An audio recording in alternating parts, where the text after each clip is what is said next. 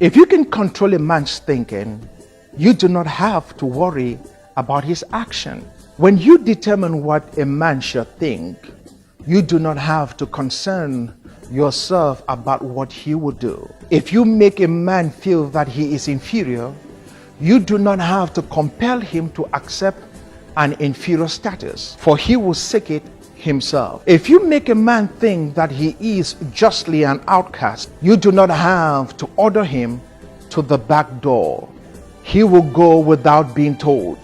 And if there is no back door, his very nature will demand one. These are the words of American-born historian Dr. Carter Woodson in his book, The Miseducation of the Negro. For every black child in the diaspora that is living out of the continent of Africa, there must be a rite of passage where the history of the Negro becomes a test of their blackness. It's important for them to know that their history does not begin with slavery, but long before slavery, and for thousands of years, their ancestors were kings and queens that dominated the world in trade, engineering, agriculture, medicine, philosophy, art, science, and literature. And to those that are at home on the African continent, we must not allow any black child on the African continent to graduate out of our universities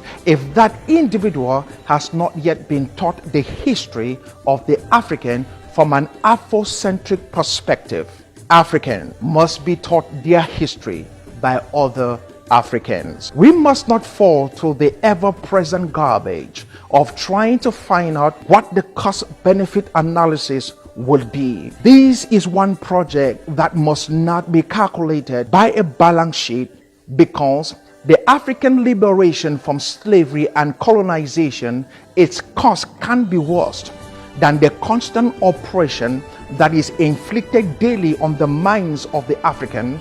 And this is true to those at home and abroad, that is, Africans on the mainland and those in the diaspora. This freedom cannot be postponed for another day. It must be today. I hope you understand that the history of the African is not mere song, dance, and the Bushmen of the Kalahari, that is the Sand people. Africa's history is a whole lot more than that. Africa's history is mathematics. Ancient Kemet for more than 35,000 years had texts on math, including multiplication, division, fraction, and formulas on geometry to calculate the volumes of shapes and areas like that of the pyramid. You will find in Riyadh mathematical papyrus that was found at the memorial temple of Pharaoh Ramses II, popularly known as Ramses the Great, that Africans, aside from doing complex geometry,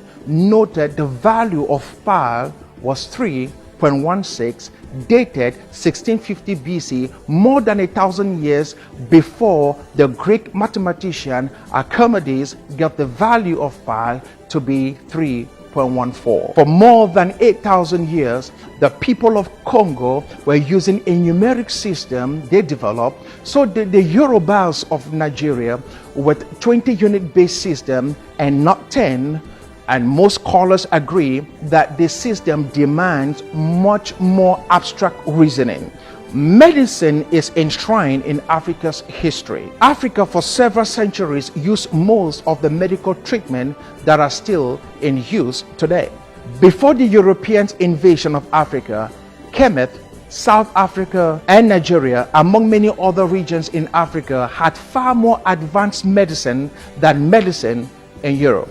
These are some of the medical procedures that were known to Africa long before Europeans started practicing them. Procedures such as broken bone setting, bullet removal, skin grafting, autopsy, filling of dental cavity, installation of false teeth, cesarean section, vaccination, and anesthesia. I'm sure you will think I'm crazy that there were more or many advanced cultures performing surgery with antiseptic. The history also dominated the oceans for thousands of years, crossing the Atlantic for thousands of years before Columbus with exceptional navigational skills. With the ancient Benin city wall covering over 65,000 square kilometers of community land, the city of Great Zimbabwe and the pyramid of Kemet, among many others, are just a few examples of Africa's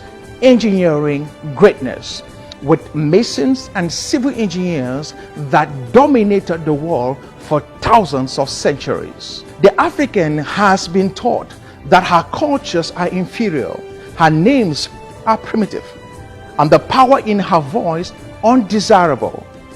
In the name of religion, you have abandoned your names for those of your colonial slave masters. The Western colonial masters have brainwashed the African to believe that what is white is godly and that which is black is evil. So the West has given to the African a white Jesus and a black Satan. So much that Jesus looks like Prince Charles of Great Britain with blue eyes, and Satan looks like me, black. That means God is white. If Jesus Christ, his son, is white. We are subconsciously made to believe that if we were to go to heaven, we will be in the congregation, somewhere in the back, around the gates, segregated by skin color, because God is white and the African is not. And because black is primitive, savages, and unrighteous in the minds of our colonizers. Meanwhile, Arab Muslims continue to kidnap and sell black Africans as slaves, a tradition dated to the 6th century when Prophet Muhammad himself bought, sold, and captured slaves as well. Africans must therefore breed a new generation of teachers with an Afrocentric perspective, ready to pay any price, anywhere, to resurrect the buried and forgotten history of the African.